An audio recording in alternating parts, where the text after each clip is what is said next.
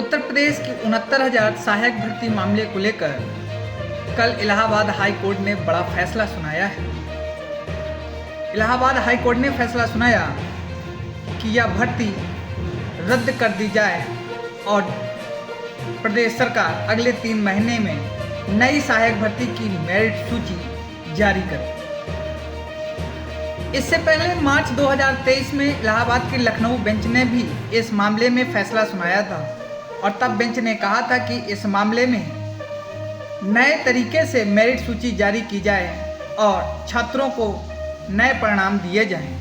लेकिन इलाहाबाद की लखनऊ बेंच के फैसले को टालते हुए योगी सरकार ने उसका पालन नहीं किया था और अब इलाहाबाद हाई कोर्ट की डबल बेंच के फैसले के बाद योगी सरकार को बड़ा झटका लगा है।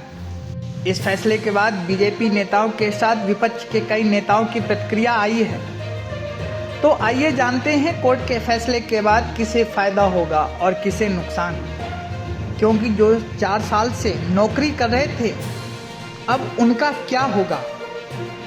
इसके लिए छात्र दोषी हैं या सरकार। इस फैसले के आने के बाद याचिकाकर्ता और शिक्षक अभ्यर्थी संघ के अध्यक्ष सुशील कश्यप ने कहा कि सरकार ने आरक्षण में घोटाला किया था। सरकार ने मेरिट लिस्ट में ओबीसी के लिए 27% जबकि एससी के लिए 21% आरक्षण जारी किया था, लेकिन भर्ती में इसका पालन नहीं किया। अब इस मामले में कोर्ट के फैसले के आने के बाद योगी सरकार के उप मुख्यमंत्री ने ट्वीट कर कहा कि शिक्षकों की भर्ती में इलाहाबाद हाई कोर्ट के फैसला सामाजिक न्याय की दिशा में स्वागत योग्य कदम है। यह उन पिछड़ा व दलित वर्ग के पात्रों की जीत है जिन्होंने अपने अधिकार के लिए लंबा संघर्ष किया। उनका मैं तहे दिल से स्वागत करता हूं। इतना ही नहीं, वहीं विपक्ष में समाजवादी पार्टी के राष्ट्रीय अध्यक्ष और लोकसभा सांसद अखिलेश यादव की भी प्रतिक्रिया आई, जिसमें उन्होंने कहा कि ये लड़ाई बहुत लंबी लड़ी है और हाँ, मैं कोर्ट का धन्यवाद देता हूँ। कोर्ट ने संज्ञान लिया, कोर्ट का धन्यवाद देते हैं। वहीं सरकार को भी अधिकारों को नहीं छीनना चाहिए। जो अधिकार संविधान से मिले हैं उन अधिकारों को सरकार न छीने और जो 3 महीने में मुझे उम्मीद है जो संघर्ष रहा है पिछड़ों का वो कामयाब हो गया।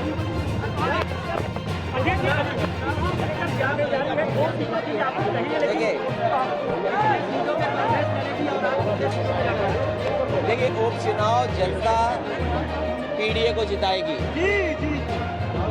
उपचुनाव और जो होने वाले समय में जो चुनाव होंगे उसमें पार्टी ऐतिहासिक जीत हासिल करेगी।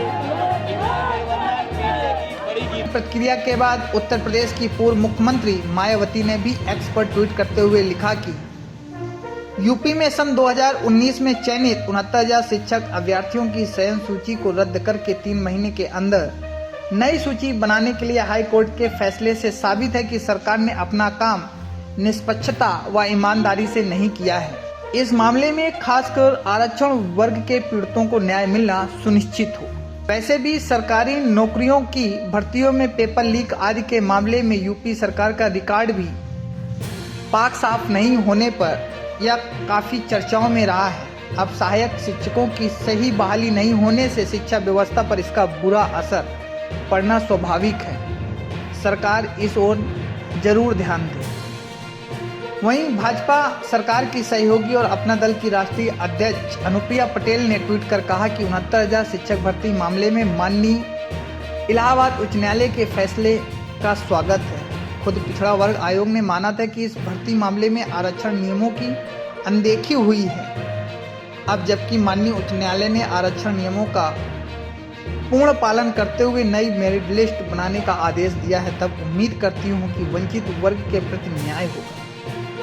जो माननीय उच्च न्यायालय ने कहा है मैंने भी हमेशा वही कहा है। मैंने इस विषय को हमेशा सदन से लेकर सर्वोच्च स्तर पर उठाया है। जब तक इस प्रकरण में वंचित वर्ग को न्याय नहीं मिल जाता, मैं इस विषय को तार्किक निष्कर्ष तक पहुंचाने के लिए लगातार हर संभव प्रयास करती रहूंगी।